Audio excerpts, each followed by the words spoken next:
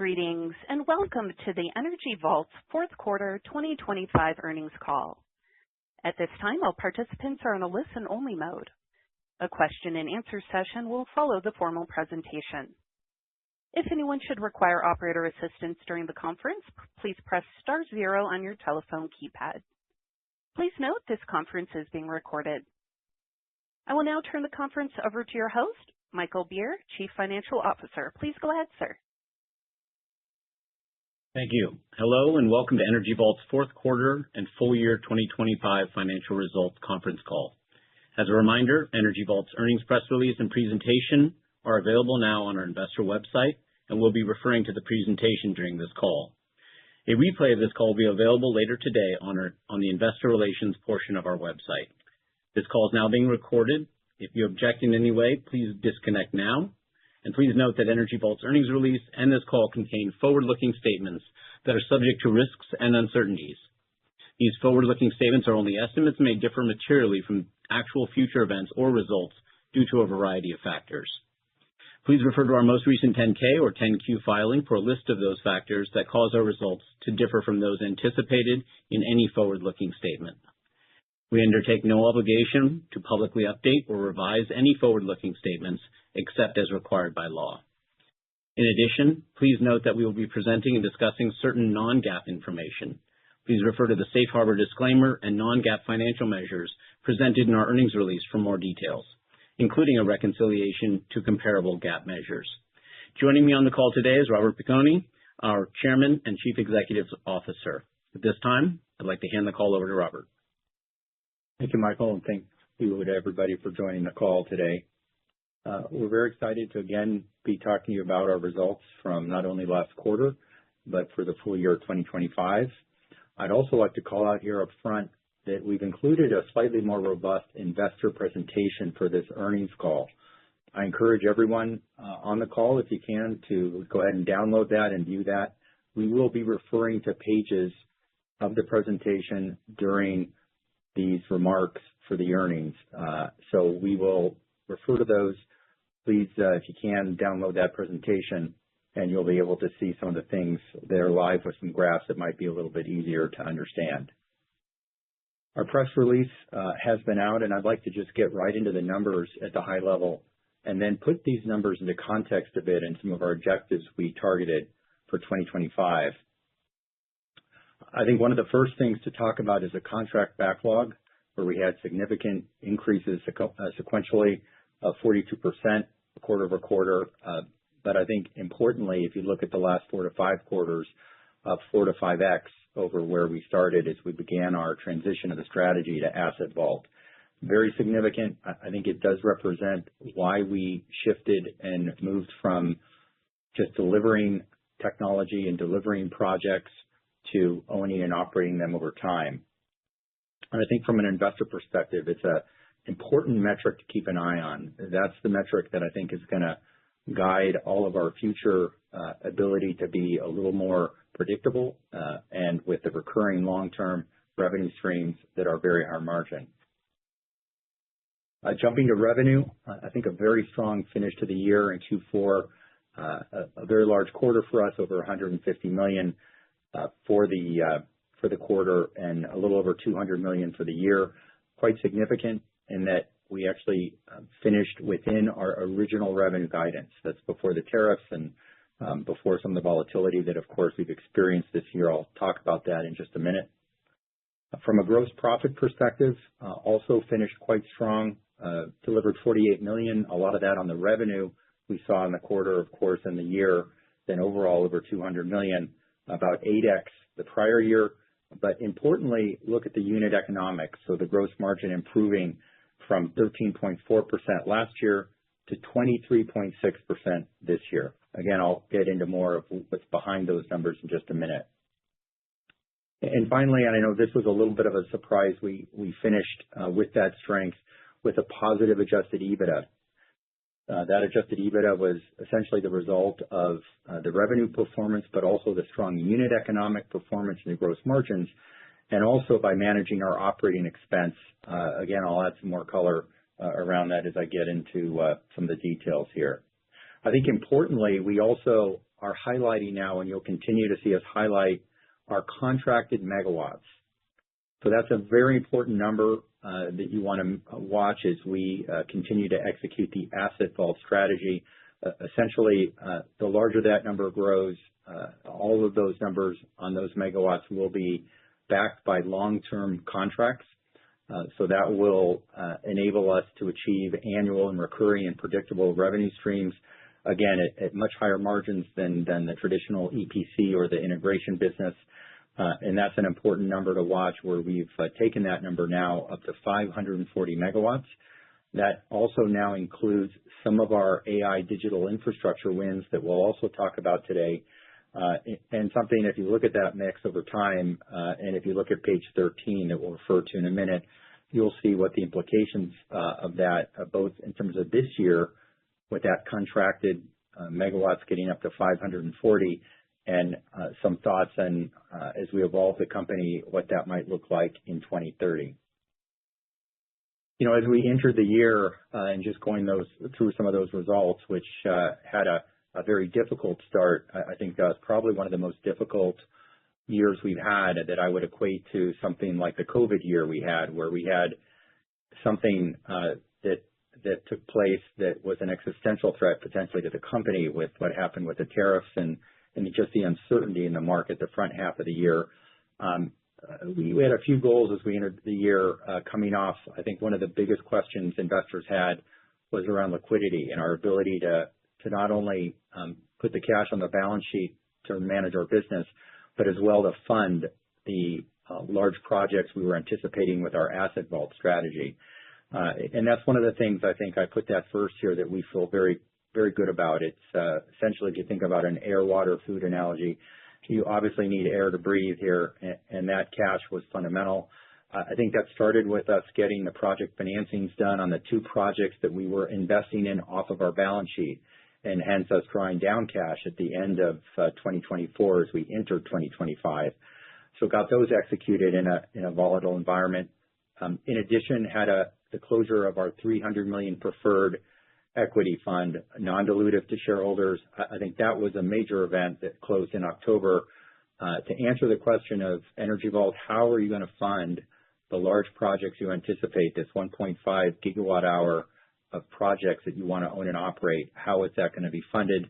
That $300 million enables $1 to $1.2 billion of total capex for us to go ahead and build those projects. So I think that was a very important milestone that achieved, and I think that helped us with some of the finish with the increase in the stock price toward the end of the year. And then finally, and very recently, us executing the convertible was another, I think, important step in us not only putting more cash on the balance sheet, putting it on the balance sheet in as non-dilutive a way as possible, but also enabling us to immediately retire much higher cost debt and debentures that were on the balance sheet and within our capital structure, that will also help avoid potential future dilution in the market. And Michael's going to talk a little bit more about that. I think the end result on that, I think, shows up in what we're talking about today, which is finishing at over $100 million as we did at the end of the quarter in Q4. But I think importantly, taking a look at the guidance that again Michael will cover, we're guiding now 150 to 200 million of cash for our end of year for 2026. That should give investors a lot of confidence that we not only have the liquidity and cash today to execute, but that we are going to continue to be growing that cash this year and into the future. I think the second thing I'd put into context here on these results is this transition and the execution of the strategy we outlined in May 2024 with our asset vault model. This was a pretty big shift, and shifting from being what started as more of a technology company and then an integration company, a la, I guess, the public corollary would be Fluence, and shifting that into, instead of delivering and turning over the megawatts, doing that, but also owning and operating them, which entails a lot of project financing, obviously a little more capex as we're managing, and not a small shift, I think, for the company to make, and feel very, very good on how we've executed that. That's going to show up in a few ways in the results that I just talked through. And one of them is just the contracted megawatts. I mentioned moving from 65 megawatts, which were the first two projects that we did get project finance in the last year, to where we stand today at 540 megawatts. And those are megawatts that are already contracted. Some of them are in operation already. The rest of them are in construction. Just tremendous progress just in the last 12 months alone. And then essentially, as you look at the portfolio we have that we're delivering those megawatts around, that's our core storage, standalone storage IPP business, which we've come to know as Asset Vault, but also now includes about 100 megawatts associated with the AI digital infrastructure segment. And that you're going to hear us referring to as powered shell, so a la the agreement we announced with Crusoe, but as well as powered land. And we'll be talking more about those two segments within the AI digital infrastructure as we go forward. Where did that show up in the P&L? Essentially, on the EBITDA side, we're accelerating what we had talked about before, which was $150 million roughly for Asset Vault. With just this 540 megawatt now contracted, we're looking at delivering 130 to 150 million over the next 18 to 36 months. You'll recall that we had targeted about 1.5 gigawatts to be able to deliver that 150 million before. Now we're at 540 megawatts with a little broader portfolio and segmentation that's going to be accelerating that delivery. The other line item that this shows up in very clearly in the execution of this strategy is associated with that contract backlog number. Again, that's one of the main reasons we really shifted this. We've got now long-term contracts, anywhere from 8 years to up to 15-year contracts. That gives us a lot of visibility. It's predictable. It's recurring. They're high-margin streams, and they're long-term. So those, I think, are the two main areas. There's a very interesting page you'll look at on page 13 as well of the deck that outlines where we are today with that 540 megawatt and the range of EBITDA over the next 18 to 36 months that we're going to be delivering with it. But in addition, we also project out to 2030 and where we expect to be with the number of megawatts and what that range of EBITDA would look like out there. You'll see we have that at 1.5 billion plus. Just as we've gone from our 50 or 65 megawatts to the 540 here in the last 12 months, you can imagine that it's not a stretch for us to look at getting over 3 gigawatts here by 2030. So very excited about our positioning right now to be able to go ahead and achieve that, and wanted to frame what we're targeting internally here as a company as we look at the different markets we're pursuing. I think the third area that is a strength of the company and has resulted in the strategy as an integrated storage IPP is around our execution capability. And this really gets to our ability to drive time to power. And this is everything from designing the systems, constructing them, commissioning them, and then managing those assets over time. We've developed very quickly a reputation in the market for executing well. Every one of our customers that we've delivered projects to can be spoken to, and I think would really assert that one of the strengths that they've seen from us is our ability to do what we say, to execute at budget, at the schedule required, and do it with the high quality and achieving the availability of the power in the market. That's obviously going to show up in revenue, and we were the only energy storage company in the market to actually hit our original revenue range. Despite what happened with the tariffs, we had some just very difficult discussions internally on holding on to those numbers to be able to get there. And, not surprisingly, with the team we've got at Energy Vault here, that, the entire market had to deal with the tariff issues. The way we executed and still maintained and achieved our original guidance is a tribute to the people, their fortitude, their courage, the strength they had through a very difficult environment, also with the volatility in the stock price. And I recognize them here. To execute at the unit economics that were delivered, so growing and essentially by 10 points from 13 to 23%, the gross margins, not a small thing. It shows focus on our customers, the supply chain, the efficiency, and this is versus comps for this type of a business and integration and doing that EPC work. The comps in the market are between 5 to 12%. So the fact that we're at about 2x the market in this space is significant, and I think worth noting. We managed our OPEX well and efficiently. We did take a reduction in June last year as there was a lot of uncertainty in the market. So we're not afraid to adapt to what we see in the market. I think that's also been a strength of the company. And then ultimately that reflected and resulted in us delivering a positive EBITDA contribution of almost $10 million in the quarter. As I said, this area of the execution capability really comes down to our people, their focus on customers, their focus on our mission as a company, and that's never been a doubt in my mind or those of our customers. I think the fourth area here, the shift to Asset Vault, was very, very key as a model, shifting that and taking that own and operate model and applying that now to this fourth area of the AI digital infrastructure. We've talked about the contract with Crusoe and working on the powered shell. You're going to begin to hear more about our efforts in and around powered land and how that's going to manifest itself. Pages 7 and 8 of the deck do call out some of the details of the announcement that we made with Crusoe and also the announcements with Peak Energy. I will reference that the 25 megawatts noted with Crusoe is significant. I know those megawatts, when you think about data centers, may seem like smaller numbers, but when you actually look at some of the graphs we've used of the EBITDA per megawatt per year, it's quite significant because those numbers for the powered shells are, between 1.5 and 2 million per megawatt.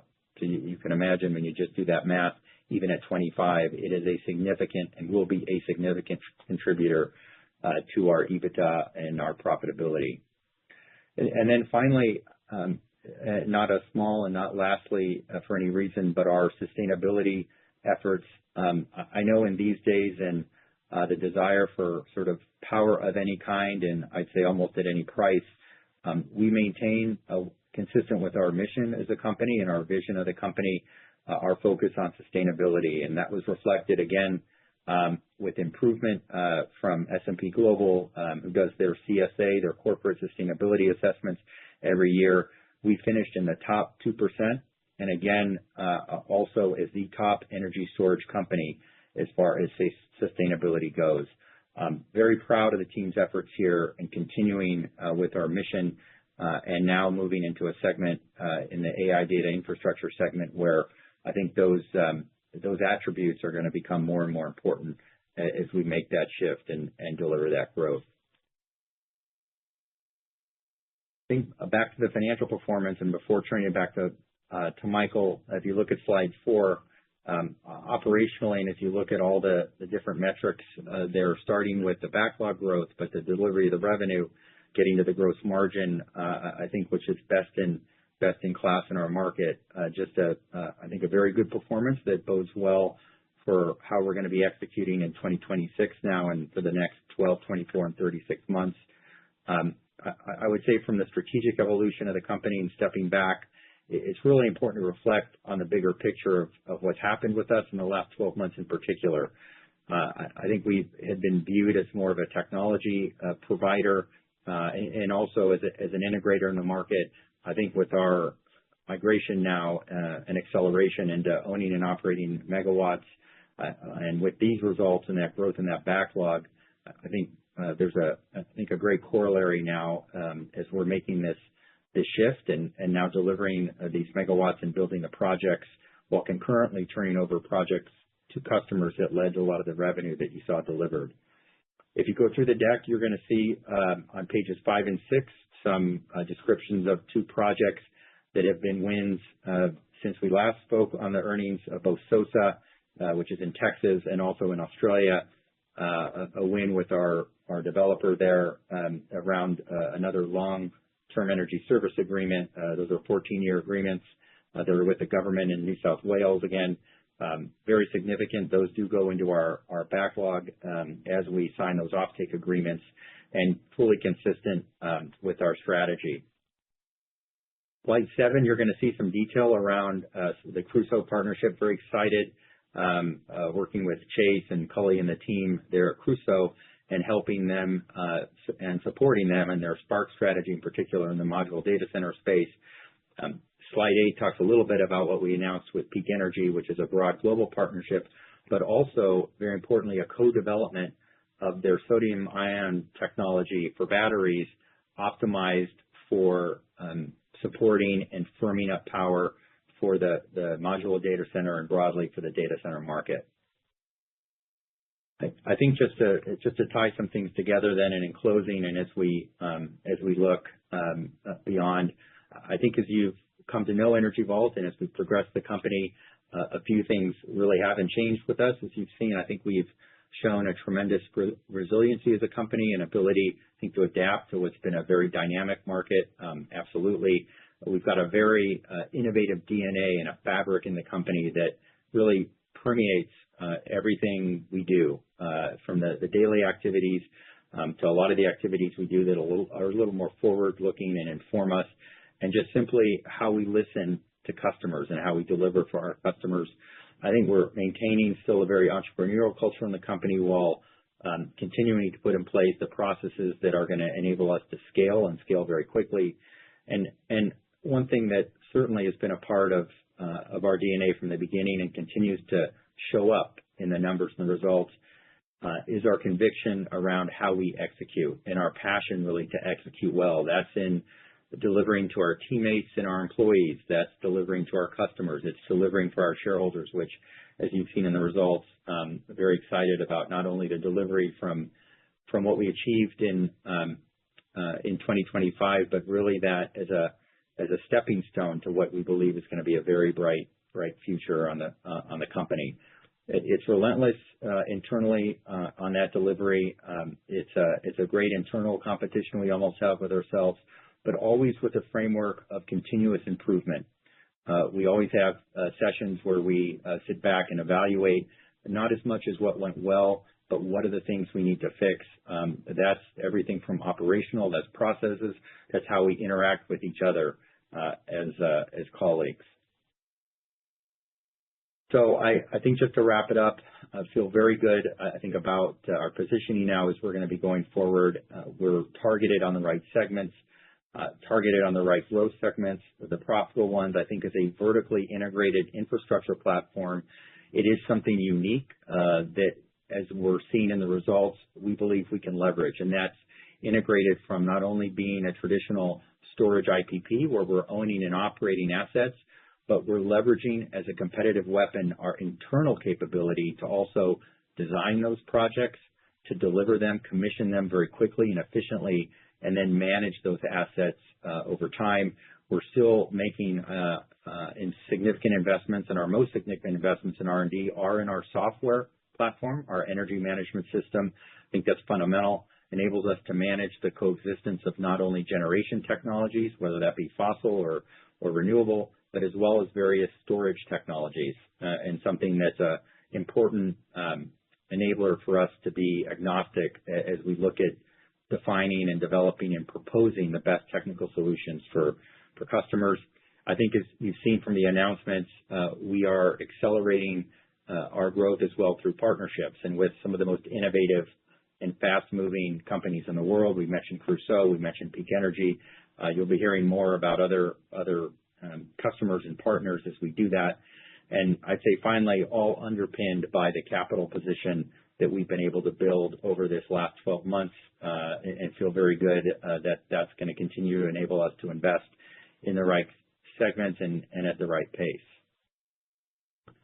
So with that, let me turn it over to Michael to go through some of the details of the results. Michael? Thanks, Rob.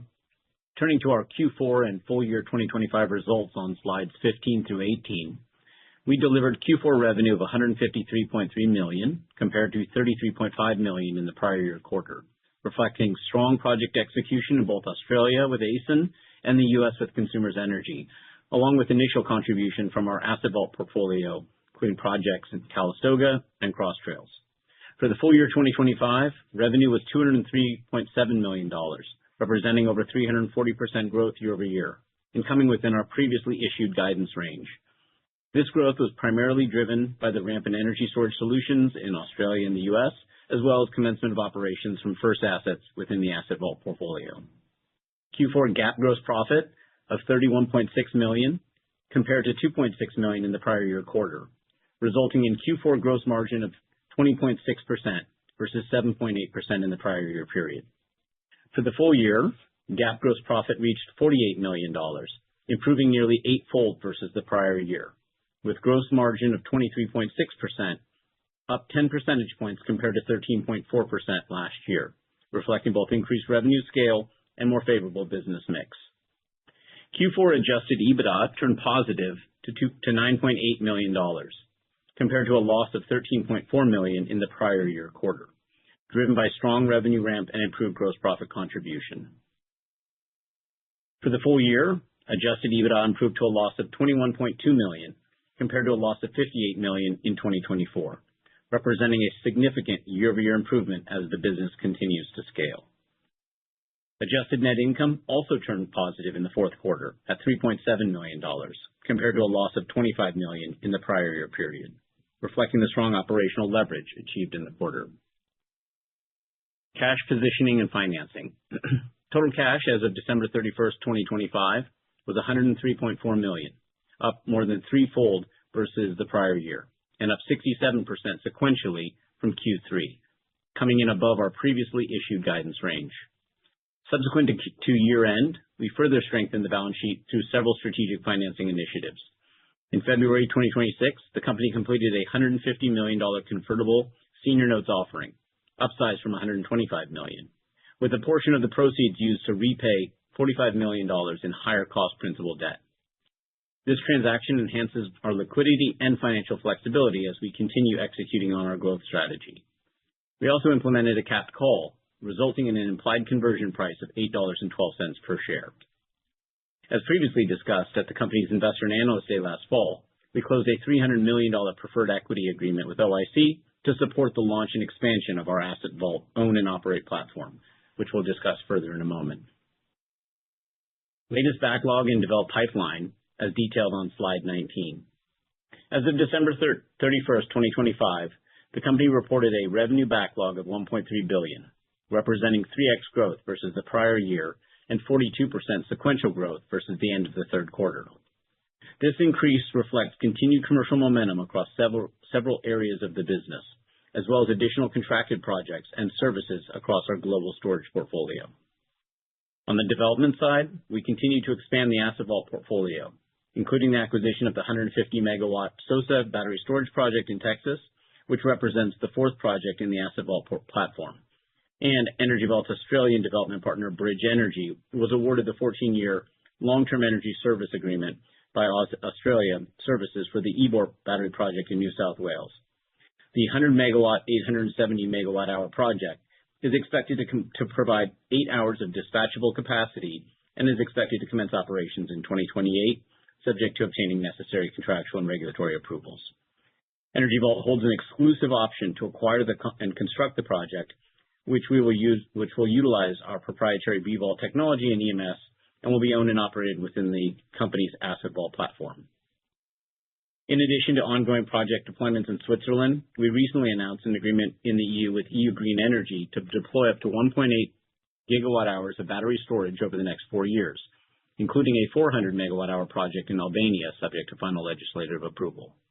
From a developed pipeline perspective, which we now view on a megawatt basis versus megawatt hour, we are now actively progressing opportunities valued at more than $3 billion associated with 1.8 gigawatts of capacity.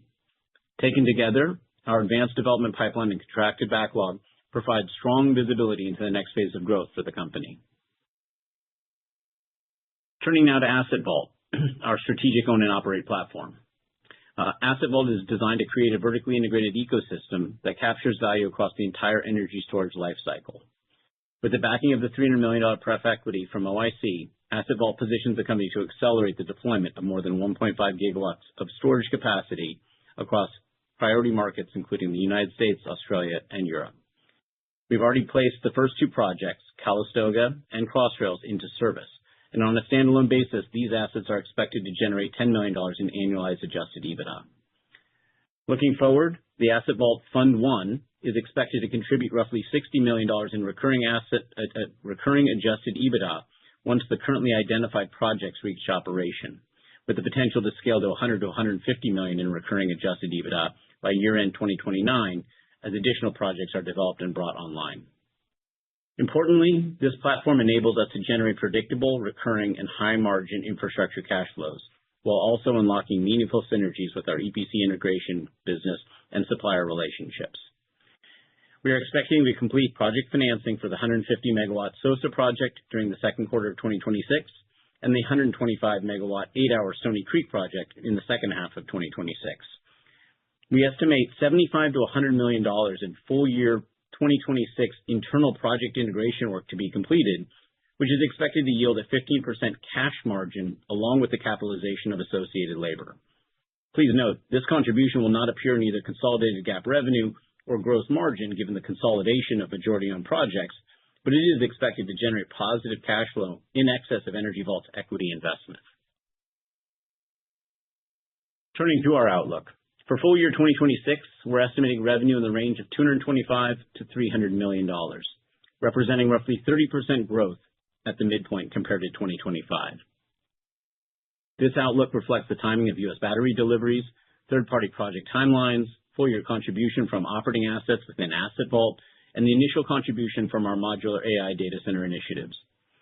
From a profitability standpoint, we expect full-year 2026 gross margin in the range of 15 to 25%, which compares to the 23.6% recorded in full-year 2025.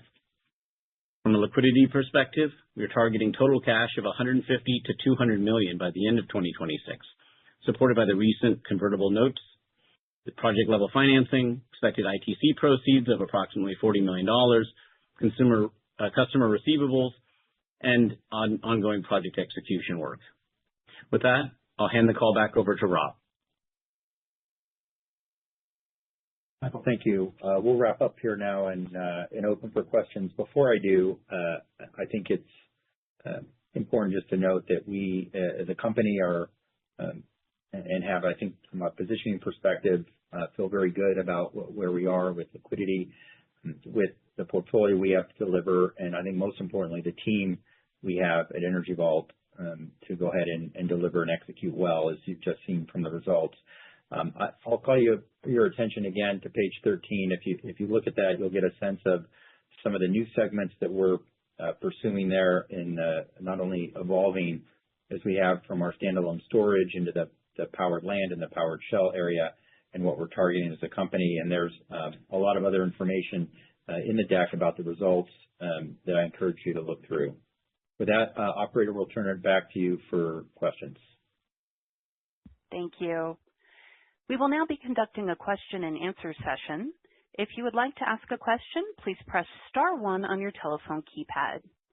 A confirmation tone will indicate your line is in the question queue. Please limit yourself to one question. You may press star 2 if you would like to remove your question from the queue. For participants using speaker equipment, it may be necessary to pick up your handset before pressing the star keys. And our first question will come from Noel Parks with Tuohy Brothers. Oh, good afternoon. Hey, Noel. How are you doing? Real good, thanks. You? I'm doing well, thank you. Great. A lot of really great information in the update. And one thing that you mentioned that a good portion of R&D will be going to software, the technology platform side. And I just wondered if you could talk a little bit about the evolution of both sort of market demands for and also your own development of the overall EMS platform. Sort of like what's ahead for that? Sure. Yeah, sure. We as you know, made significant investments back starting in 2021, late 2020, 2021, as we were approaching the market and looking at, one, ensuring we had a capability to basically leverage the best technology in the market at the right economics to deliver for customers. And we've always taken that approach. And to do that, we wanted to have a software platform that would allow us to essentially choose that best of best. And I think a lot of the the projects, and I'll use, Calistoga as an example, where we had a software platform to take green hydrogen fuel cells, combine them with lithium ion, and deliver what's the largest microgrid operating that backs up for 2 days an entire city. In this case, it's Calistoga. So there was a fundamental emphasis for us to be able to have that flexibility. There's a lot of capabilities that were developed in the software initially, looking at how we both operate and monitor the battery energy storage systems, and really any of the energy storage systems we were developing across different technologies. And that's very important as you get into, in particular, as you're turning battery systems over and you're monitoring them from a safety perspective, temperature, you're monitoring the humidity levels, for example, and different things and environmental characteristics to ensure a safe operation. So I think some of those things and getting into more predictive analytics and to get in front of failure modes very early on. So there was a lot of early work in the software that was more operational focused. And then, we also developed capabilities over the last 2 years to essentially move up the stack. When I say that, that means getting into broader asset management, as we were going to be managing more and more portfolios, but also now owning and operating them. So that got us up into, for example, our Vault Bidder platform, or having an ability to utilize AI to manage how we're going to charge and discharge at optimum times in the market as we're owning and operating these systems ourselves. So I would say, I think the level of investment we've made here, I'd say, is a little over and above what a normal storage IPP would do, because of the nature of the fact that we're building these and operating them and monitoring them over time, but also providing new tools that get into how we're going to optimize economics and provide economic dispatching, for example, of the systems. Great, thanks a lot. And I was wondering, and thinking perhaps particularly about maybe fuel cells as components of microgrids. I'm just wondering what you're seeing in the marketplace with for data center environments, the sort of load following piece implementation of that functionality to support, the sort of particular power needs of, for example, AI facilities. Anything you had on that piece of the puzzle would be great.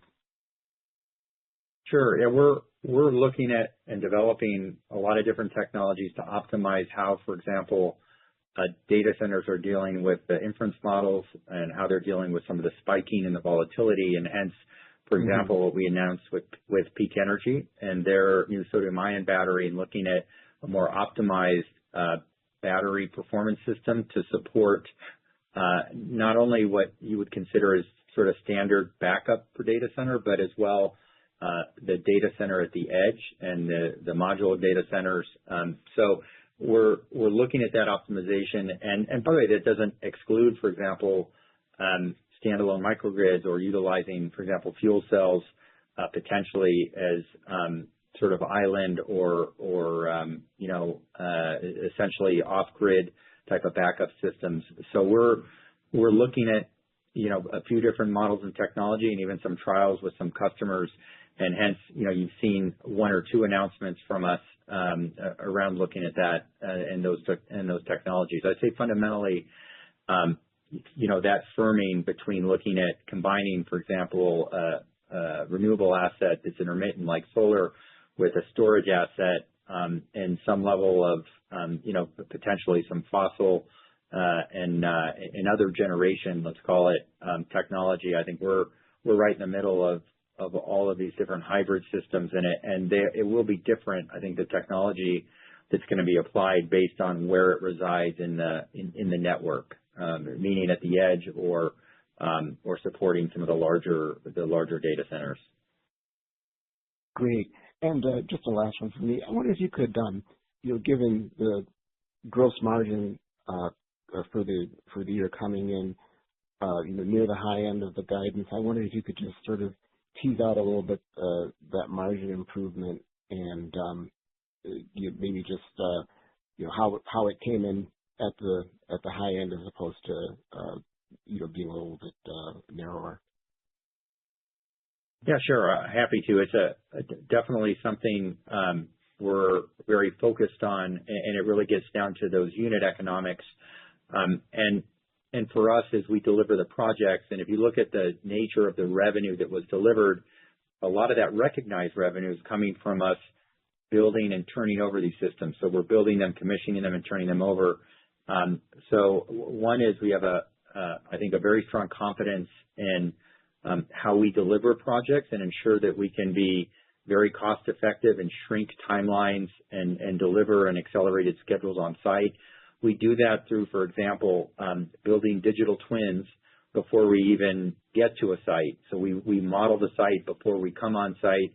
That gets us in front of any issues and ensures we're not going to have any layout issues or issues with construction and design. So I think the effort we spend, one, in designing the systems and planning before we even get to the site, I think that's one.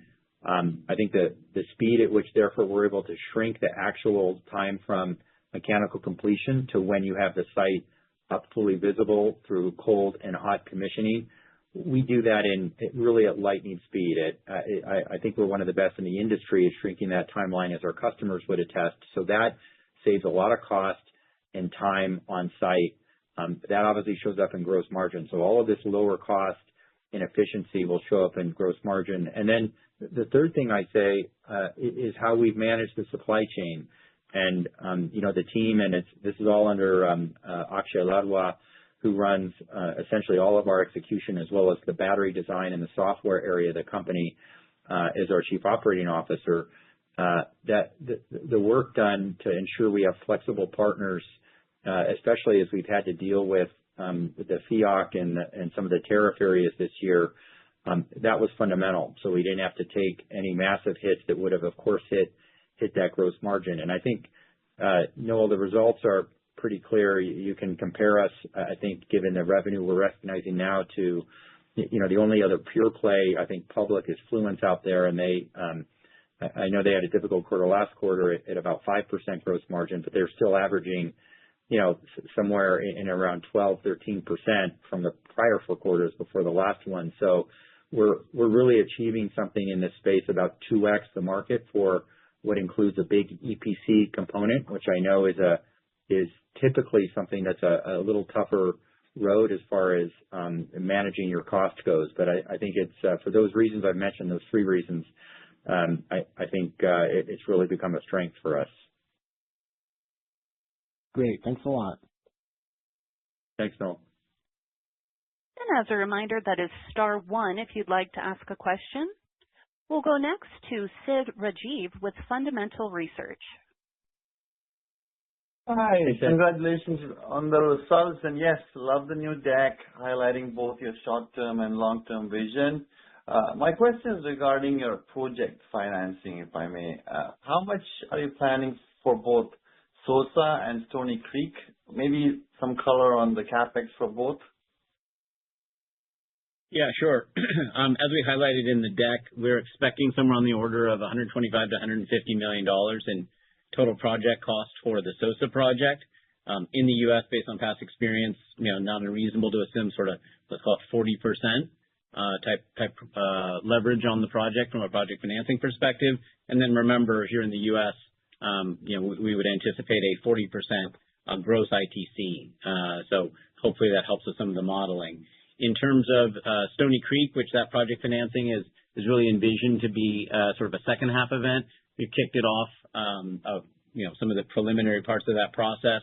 This project, I believe it was quoted as a $350 million Australian construction cost. And because of the 14-year long-term offtake agreement that we have with the New South Wales government, we're expecting to have a project leverage sort of in excess of 50%. And so we'll be going to market here soon. But, having executed 2 of these over the last 12 months, we feel like we've got a pretty good handle on what that's going to look like. Unfortunately, in Australia, you don't get the benefit of investment tax credits, but it is a very attractive project from an economics perspective. Got it. Now, I know you don't provide segmented revenue, but any color how much of the 2025 revenue and your projected 2026 revenue come from third-party deployments, EPC, and the Asset Vault? Well, with Asset Vault, while we don't, report these separately, we have stated that on an annualized basis, Calistoga and Cross Trails, the only two operational assets within Asset Vault, are envisioned to do upwards of $10 million of recurring EBITDA, and these are very high margins, so you should kind of assume something slightly higher than that from a recurring revenue perspective. So again, very high margin, and this portfolio is just starting to ramp. Yeah. Yeah, and Sid, it's Rob here. I think just to add to what Michael said, it's if you think about that in the context on $203 million, and we had those assets up and running basically the second half of the year, so right, only half the year.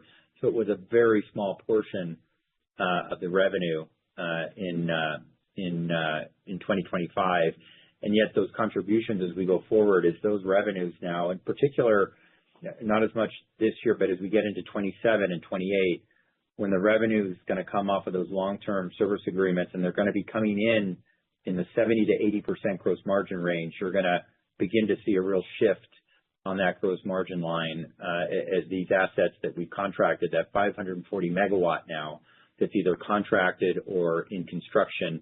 As those things come online, you're going to see a good shift in the mix, let's say, on the gross margin side. Right. But for the 2026, are you expecting increased revenue from third-party deployments, flat, or any guidance you can give there?